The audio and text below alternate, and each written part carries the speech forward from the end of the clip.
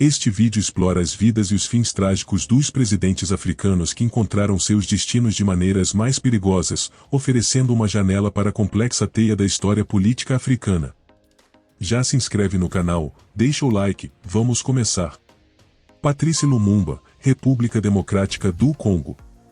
Patrice Emery Lumumba, nascido em 2 de julho de 1925 em Onola, Congo belga, emergiu como um líder nacionalista dedicado a garantir a independência de sua terra natal. Como fervoroso defensor do panafricanismo e do nacionalismo congolês, Lumumba imaginou um Congo unido, livre das amarras coloniais, onde seus vastos recursos naturais beneficiariam seu povo em vez de poderes estrangeiros.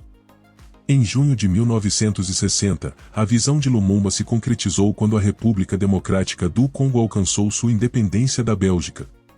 Ele foi nomeado o primeiro-ministro do país e imediatamente enfrentou uma série de desafios formidáveis.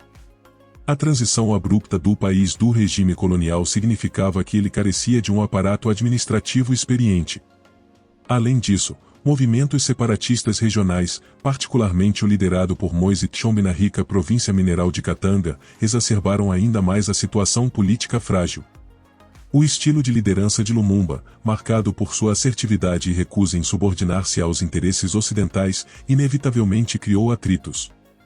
O cenário da Guerra Fria da época também significava que superpotências como os Estados Unidos e a União Soviética estavam intensamente interessadas na direção que o recém-independente Congo tomaria. A percepção de Lumumba de inclinação para o bloco soviético aumentou as ansiedades ocidentais. Em setembro de 1960, com o Congo em turbulência política e o governo de Lumumba enfrentando oposição de múltiplas frentes, o presidente Joseph Kasavubu o demitiu. No entanto, Lumumba contestou a demissão, resultando em uma luta pelo poder. Isso culminou em sua prisão em dezembro por forças leais a Joseph Mobutu, que havia encenado um golpe com o apoio de governos ocidentais e interesses corporativos. O fim de Lumumba veio tragicamente em 17 de janeiro de 1961. Ele foi executado por um pelotão de fuzilamento em Katanga, uma morte orquestrada por oficiais belgas e líderes secessionistas com a aprovação tácita da Agência Central de Inteligência dos Estados Unidos. O assassinato de Lumumba, um líder com vasto potencial e visão para um Congo unido e próspero, permanece como um dos assassinatos políticos mais pungentes da África. Seu legado continua a inspirar movimentos por justiça, soberania e dignidade em todo o continente e além. Sylvanus Olympio, Togo. Nascido em 6 de setembro de 1902 em Lomé, que na época fazia parte da colônia alemã de Togolândia, é uma figura monumental na jornada de Togo para a independência.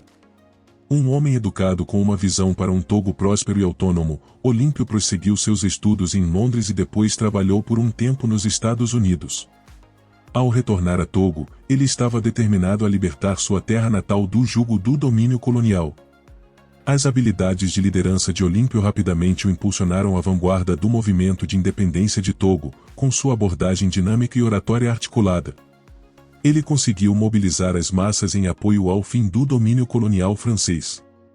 Seus esforços deram frutos quando Togo ganhou independência em 1960, e ele se tornou o primeiro presidente da nação. No entanto, o amanhecer da independência trouxe seu conjunto de desafios. Como presidente, Olympio enfrentou a tarefa hercúlea de unificar um país fragmentado por legados coloniais e construir uma economia robusta do zero. Sua abordagem para a construção da nação, que inclinava-se para o controle centralizado, levou à marginalização de certos segmentos do exército togolês, especialmente aqueles que haviam servido no exército colonial francês. No início de 1963, os rumores de descontentamento cresceram. Lutas econômicas, juntamente com a dissidência de facções militares marginalizadas, criaram um ambiente propício para a revolta. E em 13 de janeiro de 1963, essas tensões atingiram seu clímax trágico nas primeiras horas da manhã, enquanto um golpe militar se desenrolava. Olympio tentou buscar refúgio na Embaixada dos Estados Unidos, mas foi negada a entrada. Ele foi subsequentemente capturado e assassinado fora da embaixada, tornando-se o primeiro chefe de Estado africano a ser derrubado em um golpe. O assassinato de Sylvanus Olympio foi um evento momentoso na política africana, estabelecendo um precedente para intervenções militares em estados africanos, uma tendência que infelizmente recorreria em todo o continente nos anos seguintes. Hoje, Olímpio é lembrado não apenas por seu fim trágico, mas por sua dedicação inabalável à independência de Togo e sua visão de uma nação próspera e unificada. François Tombalbaye, Chad. Nascido em 15 de junho de 1918 na região sul do Chad, emergiu como um farol de esperança e mudança para uma nação que desejava se libertar da dominação colonial. Educado inicialmente em escolas missionárias, Tombalbaye mais tarde se formou como professor, o que lhe proporcionou uma compreensão das questões de base e do imenso potencial transformador da educação.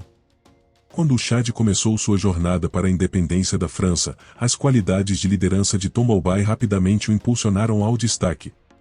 Ele se tornou uma figura influente no Partido Progressista Chadiano, PPT, que desempenhou um papel fundamental em orientar o país para a soberania. Com o Chad alcançando a independência em 1960, Tombalbaye foi nomeado seu primeiro presidente, um testemunho de sua capacidade percebida e popularidade. A presidência de Tombalbaye, no entanto, não foi isenta de desafios. Embora sua intenção de modernizar e unificar o Chad fosse evidente, seus métodos muitas vezes eram vistos como autoritários.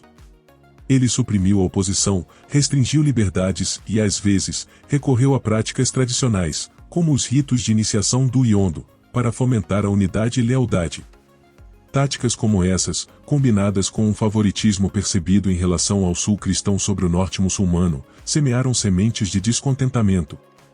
No início dos anos 1970, o Chad era um caldeirão de inquietação.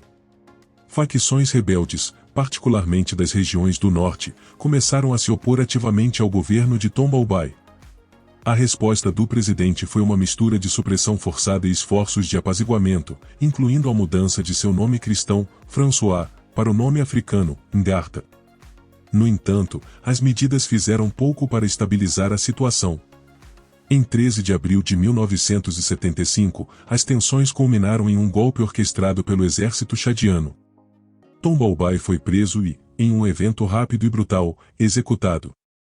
Seu assassinato marcou o fim de seus 15 anos de governo, um período que testemunhou a transformação do Chad de uma colônia para uma nação independente que enfrentava os desafios da unidade e identidade. O legado de Tombalbaye permanece complexo. Embora seu autoritarismo e políticas divisivas sejam criticados, ele também é lembrado como um líder que procurou construir um Chad moderno e independente, mesmo que seus métodos fossem controversos.